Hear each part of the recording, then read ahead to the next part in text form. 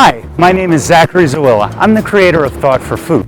And when I was thinking of doing my own segment for the series, I couldn't think of a better way that food, community, and culture came together than neighborhood mom and pop grocery stores, of which there are so many in this area and have been even more. As a matter of fact, in the course of Worcester's history, there have been almost 2,000 independent grocery stores across the city. In fact, there was one right behind me. Over the last few weeks, I've gone through Worcester city directories back to 1916 to locate every grocery store that's ever been in town.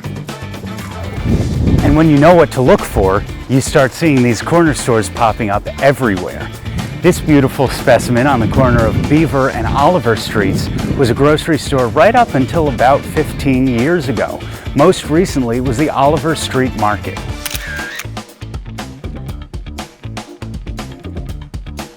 But we're not always so lucky.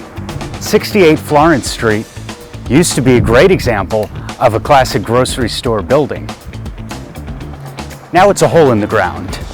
It's an unfortunate example of demolition rather than reuse of one of these classic buildings. And so these grocery store records become a primary source to teach us about the history of the city, from development of neighborhoods and construction to the immigrant communities that arrive in the city and how and where they settle.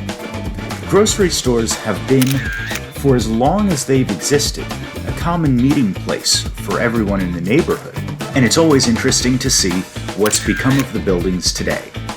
Many of them still stand, just boarded up, or closed up for residential space. Some are other forms of retail, and others are gone entirely. But there are a few that are still in business as food stores today. And of course, no discussion of Worcester grocery stores is complete without the Woodland Superette.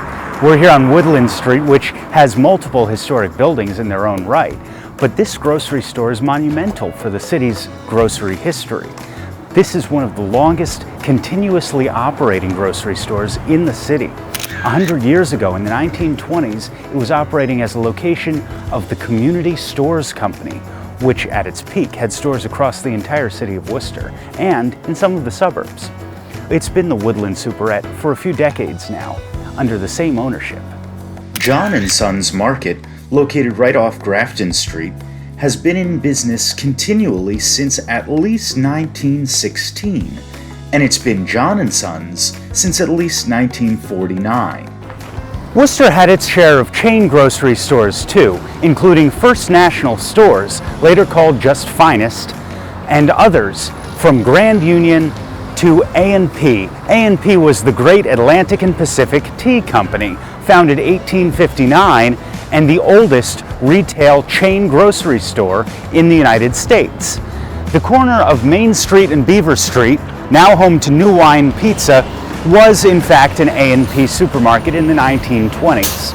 Convenient though it may be to go into a Shaw's or other equivalent chain supermarket and find everything you need in one place, I think there's something lost when we lose these corner mom and pop grocery stores. It's a sense of personality. It's a sense of Worcester being a unique place with unique people. And it's part of the natural change and development of any city. But if there is change, you can bet I'll document it.